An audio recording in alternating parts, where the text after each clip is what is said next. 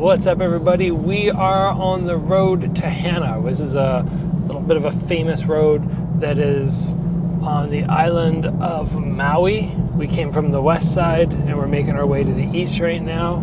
We got my brother driving and I'm going to be manning the camera, and we're just going to talk about some fight stuff as we bounce along here and enjoy this beautiful landscape.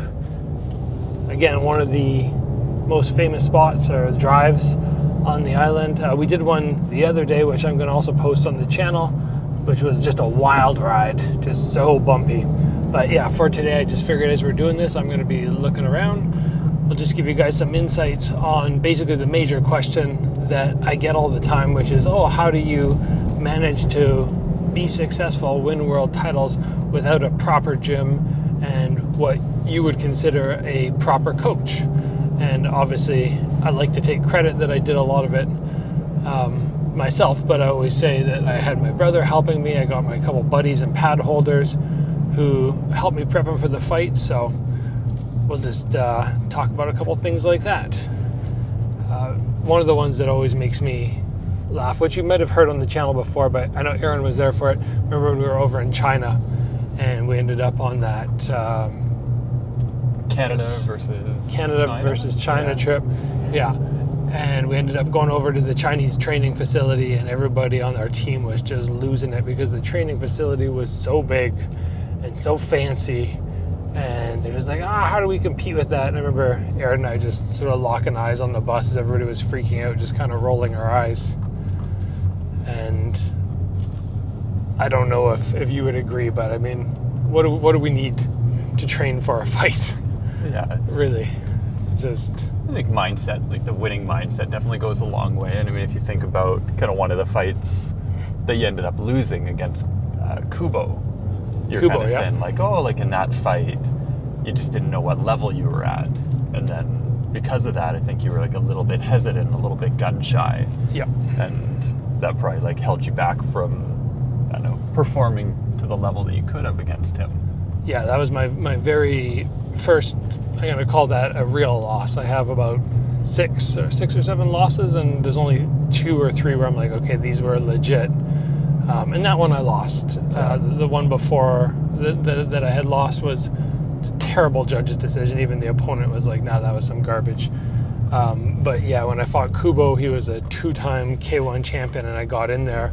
Semi-final fight, 4 or possible 3 fights in a night because of the 8-man tournament.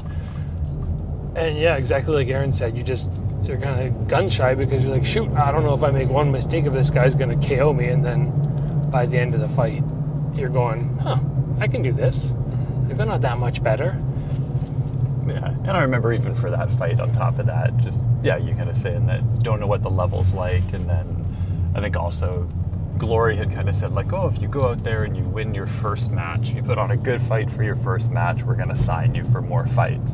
And I think you did that. You fought Abdullah Esbiri. Yeah, that's right. I think had a really good fight against him, but then I think also kind of adding into that psychological mindset of being like, okay, I did what I kind of set out to do, and then weren't necessarily thinking about the fights afterwards. But that's the challenging thing about a tournament, right? It's like you got to think about the first fight and not look too far ahead, but then once you get to that next fight, you got to be ready to go. Yeah, definitely. Like Aaron said, I mean, we're just kind of skating around the main thing that he said. Look at this awesome bridge. The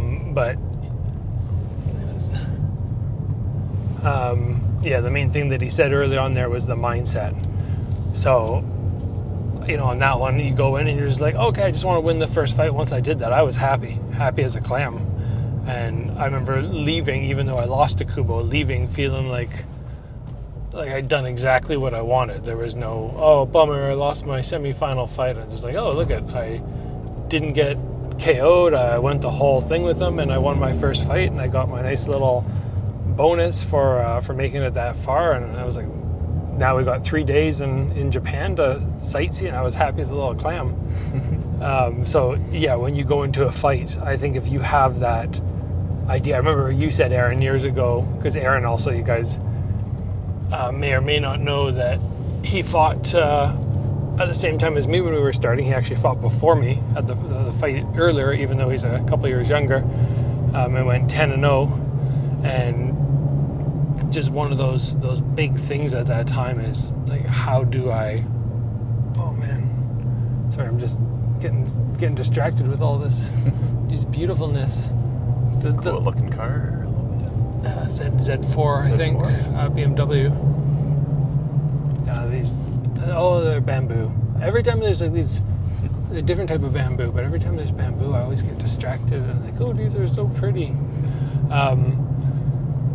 So that's 10-0 for you, and that mindset of, okay, I'm going to go in and not lose. I remember you saying that you would cry if you lost. Mm-hmm. That was like Aaron's mindset before. I never sort of had that, like, I'm going to give it all I can, but Aaron went 10-0, and I remember you saying, if I ever lose, I'm just going to cry. And I've never come close to crying when I lost. I just kind of like, oh man, I'm disappointed. But at least I knew I tried my hardest. Look at this, we got nobody in front of us. We're going faster now. Oh yeah, open it up. But I don't even, in hindsight, I don't even know if that's a good thing. 'Cause I mean, I think that also kind of, if you're crying after the fight, then you might be being too emotional all around. I think one of your greatest strengths is the fact that, like, you don't get emotional in a fight.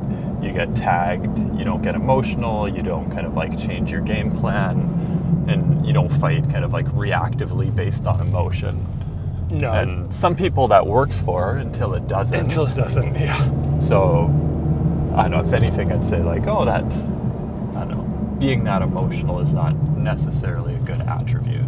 No, you were definitely more of an emotional fighter than me. I just remember cornering you a couple times when somebody would hit you, and I'd be like, uh-oh, Aaron's gonna kill him. And hopefully he kills them before they find a hole or something. But yeah, you always ended up smacking down people. But I think a lot of the guys who talk about going into fights, if you want that killer mindset, like, oh my gosh, I'm going in for victory, you don't want to have doubt. Now, there's always going to be doubt leading up. Like in training camp, doubt is okay, but I feel like when it's fight time and you step in the ring, you want to have that gone. And I think a lot of that is just simply going to be from, am I confident in my training camp? I've had a couple times where I've fought and been like, shoot, I could have pushed like 1% or 2 harder, and even that little bit, knowing I didn't push as hard, it gets in your head. So when you're trying to be somebody maybe who doesn't have every advantage in terms of, oh, I have the best gym in the world and the best coach and this and that, and Aaron and I are just kind of like, oh, we don't really know what we're doing. We're like watching K1, we're watching Masato, we're trying to copy what he's doing, but really it's just us willy-nilly trying to figure it out. When you don't have that, you got to be pretty confident in your mindset. Yeah. I got beat, guys. That guy passed me. Somebody passed us. He passed me. We were behind when I was driving before. There was all these people in front of us going so slow, and they weren't pulling off. So if they're up our tail, we're pulling over. Although he didn't make it very far. Now he's gonna get stuck behind those guys. Yeah, this is like green everywhere. This is kind of like going through here. It's just like we're on the road to Jurassic Park. We'll call it that. It's not the road to Hannah. It's the road to Jurassic. I don't know. I think one of the other things, it may be hard to teach, that you're so good at and makes you so much easier to coach than other people, is your ability to adapt. And sometimes if things aren't going well in a fight, even if things are going well in a fight, to be like, oh, here's some changes that you can make, and having the ability to execute those changes. And not everyone can do that to the extent of others, but maybe something that you could train. Like when you're sparring, you could try being like, oh, maybe I'm being successful with this, but maybe I should alter my, approach or my game plan when I'm sparring to be like, oh, maybe I should try kicking more, maybe I should try punching more, and just testing your ability to fight in different styles against people with different styles. Yeah. I did, as many of you guys know by now, I did some filming with Jeff Chan the other day, and one of the episodes that I filmed, which will have yet to be released, but when I do, it's going to be really a good one, is the kick versus punch sparring. And Aaron and I used to do that in classes, and we'd be like, okay, one guy gets to punch, one guy gets to kick, and it really forces you outside your comfort zone. If you're the kicker, you're fighting so hard to maintain range and control the like onslaught of punches, but when you're the puncher, you got to deal with a stylistic difference, a lot of in and out, being very dynamic, and doing stuff like that will help teach you how to, like Aaron was basically saying, be able to adapt. Because if you only can go in and do one thing, it's very bad. But I mean, one of the main things that I notice as well is a lot of people's advice in the corner when you watch fights, even high level. The number of times I've watched UFC fights and seen people in between rounds when they're clearly losing, and the stuff that the UFC corners say to them, it's like, it's not helpful in terms of like a technical strategy and making changes. No, and I mean, some people say that they need kind of that emotional support, someone just kind of firing them up a little bit, but I don't think you're necessarily someone who needs firing up. And I don't know, as a cornerman, I think that some technical kind of tactical advice is going to be a lot more helpful for someone than just being like, go forward, go hard, go get them, push. Yeah, if you're saying something like that, you got to give them something else to go with. And so if it was that strategy, and you're like, okay, Gabriel, you gotta out pressure this guy. Like that's the strategy. We need you to push this round. You got to give them more than that. Because if you just say that, I'm kind of like, well, what the heck? How do I do this without getting hit? So it'd be like, okay, we need you pushing forward out of range, maintaining your jab a lot. We need you faking, or we need your guard really high, and you're just going to let this guy, punch off your guard until you get close enough to get him to the ring ropes. Like, you need more than just this beginner level. Yeah, I feel cornering. Like in the past, you'd always hear at tournaments like, be first, and like Gabriel said, in some certain scenarios, maybe that is what you need to do. If you have some person that is really good at kind of initiating, but they're not good at countering, and you need to kind of beat them to the punch. But if it's just this generic be first, it's not very helpful. Yeah, be first by faking and then closing the distance, or be first by getting your head off the center line, or fake front kicks and then close the distance. Like, that's tactical advice, not just beginner level stuff. So there's just so much. Like, I don't want to say, I mean, I guess I could safely say that we're experts now at it, just given the fact that we've done so many, we've been really successful. But there's always room for improvement, for sure.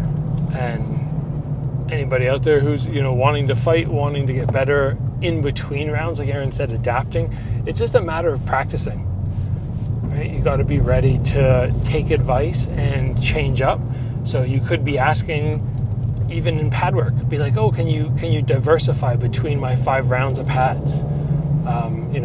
Start being like, okay, what did I mess up on last round? If the guy threw a left round kick during pad work and I didn't block it, then next round, like, really keep throwing it, really put the pressure on with that left round kick, and see if we can make that more of a, like, okay, you block everyone at some point through the round. So there's always good ways to strategize. Anyway, guys, that was just, I wanted to show you the road to Hannah. We could obviously talk for an hour, but my shoulder's getting tired. So we're going to call it there. There's Aaron. And yeah, thanks for joining, guys. And we'll see you back here. I'll have some more stuff about our trip to Hawaii and Maui. Just a brother's trip out here. And we're enjoying it, seeing all the sights. I'll see you guys soon.